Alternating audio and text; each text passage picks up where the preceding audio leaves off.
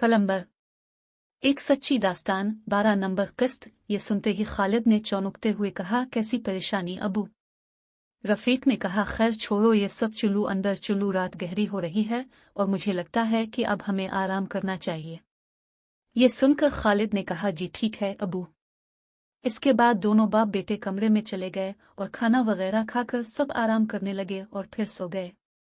रात के तकरीबन 12 बज रहे थे कि अचानक दरवाजे पर दस्तक होने लगी, लेकिन इस वक्त सब सो रहे थे कि अचानक सोनिया उठी और दरवाज़ा खोलकर कमरे से बाहर चली गई। इतने में अचानक तारिक की आंख खुल गई और वो बाथरूम जाने के लिए कमरे से बाहर निकला तो अचानक इसने सोनिया को सहन में देखा, जो बना पाँव जमीन से उठाए ही इस दीवार की तरफ चली जा रही थी। ये देखकर तारिक ने इसे आवाज दी, लेकिन वो नहीं रुकी। उसे ऐसा करते देखकर तारिक आहिस्ता आहिस्ता से इसके पीछे जाने लगा तो अचानक वो अंधेरे में कहीं गायब हो गई। ये देखकर तारिक अचानक डर गया और इस तरफ देखता हुआ वहां से कदम पीछे हटाने लगा। अभी वो कुछ ही कदम पीछे हटा था कि अचानक तारिक को अपने पीछे कोई गुर्राहट की आवाज के साथ किसी की मौजूदगी का एहसास होने लगा। तो जैसे ही इसने पलट कर पीछे देखा तो इसके होश उड़ गए, क्योंकि कमरे की छत पर सोनिया अपनी टांगें लटकाए बैठी हुई थी, लेकिन उसकी शक्ल बहुत ही भयानक और उसका वजूद बहुत ही बड़ा नजर आ रहा था, क्योंकि वो बैठी तो छत पर थी लेकिन इसके पांव जमीन से 1-2 फुट ही ऊंचे थे,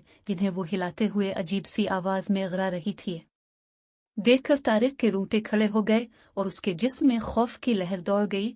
तो उसने सामने कमरे के खिले हुए दरवाजे की तरफ देखकर रफीक को आवाज देने की कोशिश की, लेकिन इसके मुंह से आवाज नहीं निकल रही थी, क्योंकि वो इस कदर डर गया था कि इसके हाथ पांव तेजी से कांप रहे थे और उसका जिस्म पूरी तरह से डेनिदा हो रहा था। लेकिन जैसे ही तारिक ने हिम्मत दिखाकर कमरे की तरफ बढ़ने की कोशिश की तो इसी वक्त सोनिया ने छत से जमीन पर छलांग लगा दी और दरवाजे के सामने खड़ी हो गई। ये देखकर तारिक उसकी तरफ देखते हुए वहां से पीछे हटने लगा। इस दौरान सोनिया की आंखें काली बली तरह चमक रही थीं, जिसे देखते हुए तारिक का पेशाब उसकी पिलतौन में ही निकल गया, क्योंकि इस वक्त सोनिया का कद बहुत बड़ा और उसके अजीब से मुड़े हुए पांव देखकर तारिक की जान निकल रही थी। इतने में कमरे में कोई हलचल हुई तो इसी वक्त सोनिया तारिक की तरफ बढ़ी। यह देखकर तारिक ने बाहरी गेट की तरफ दौड़ लगा दी, लेकिन सोनिया ने कुछ ही दूर जाकर उसे पकड़ कर लिया। तो इसी वक्त तारिक की चीखों की आवाज गूंज उठी, जिसकी वजह से कमरों में मौजूद सब की आंख खुल गई और वो घबराकर कमरे से बाहर निकले। इतने में मुमताज ने चिल्लाते हुए रफीक की तरफ देखते हुए कहा, तारिक तारिक। अभी मुमताज ये बात कर ही रही थी कि एक बार फिर से तारिक की चैख की आवाज सुनाई दी, जो कि सहन में नई तामीर हुई इन दीवारों की तरफ से आ रही थी। इसे सुनते ही खालिद और रफीक इस दीवार की तरफ भागे। जैसे ही वो दीवार के पास गए तो दोनों के होश उड़ गए, क्योंकि उन्होंने वहां सोनिया को देखा, जो कि दीवार को अपने दोनों हाथों से धकेल कर उसे गिराने की कोशिश कर रही थी।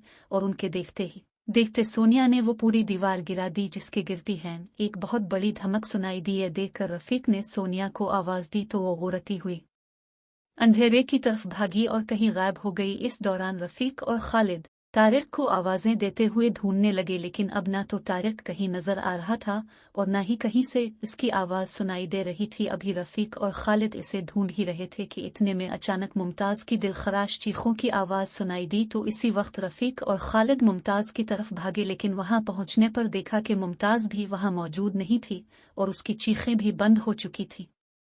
ये देखकर रफीक और खालिद घबराहट में सोनिया, तारिक और मुमताज को आवाजें देते हुए इधर अलिफादेर ढूंढने लगे।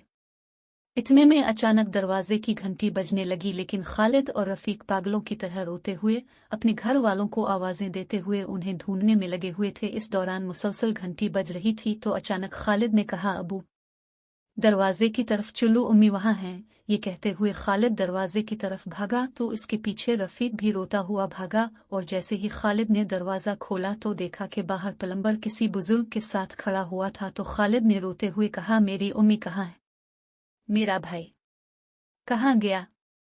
इतने में रफीक भी दरवाजे पर आया तो प्लम्बर ने हैरानी से कहा, अलीले खैर पहलवान भाई, क्या हुआ? आप लोग रुक क्यों रहे हैं? क्या सब कुछ ठीक तो है? रफीक ने रोते हुए कहा, मेरी बेटी को पता नहीं क्या हो गया है और मेरा बेटा तारिक भी कहीं नजर नहीं आ रहा। मेरे घर में क़यामत क्यों आ गई?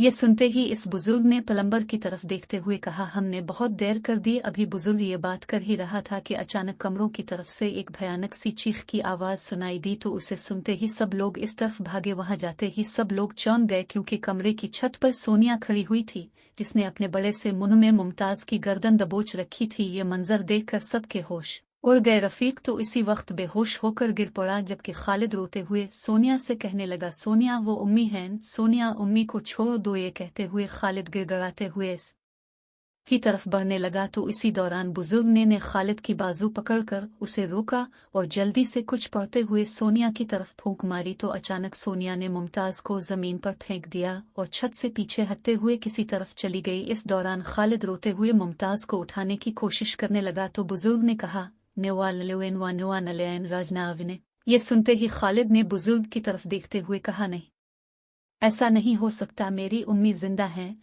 उन्हें कुछ नहीं हुआ, ये जिंदा हैं। उम्मी उम्मी उम्मी उठो ना उम्मी।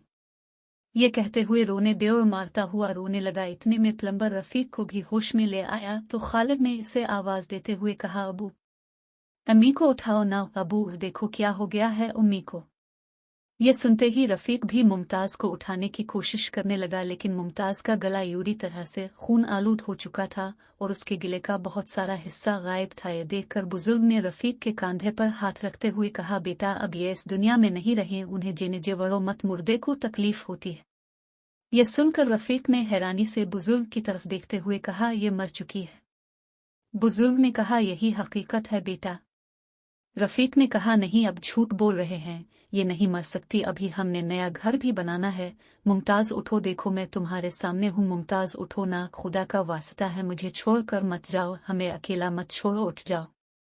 ये कहते हुए रफीक भी मुमताज को उठाते हुए धाड़े मारते हुए रोने लगा। ये देखकर बुजुर्ग ने रफीक को फिर से उठाते हुए कहा, सब्र करो बेटा, सब्र करो और मेरी बात सुनो। तुम्हारा पूरा खानदान भयानक बदले की वजह से मौत की लपेट में आ चुका है। इससे पहले कि मजीद जाने बदले की भीन चढ़ जाए, तुम्हें खुद को अभी और इसी वक्त संभाल कर मेरी बात सुननी होगी। अब लाश को उठाकर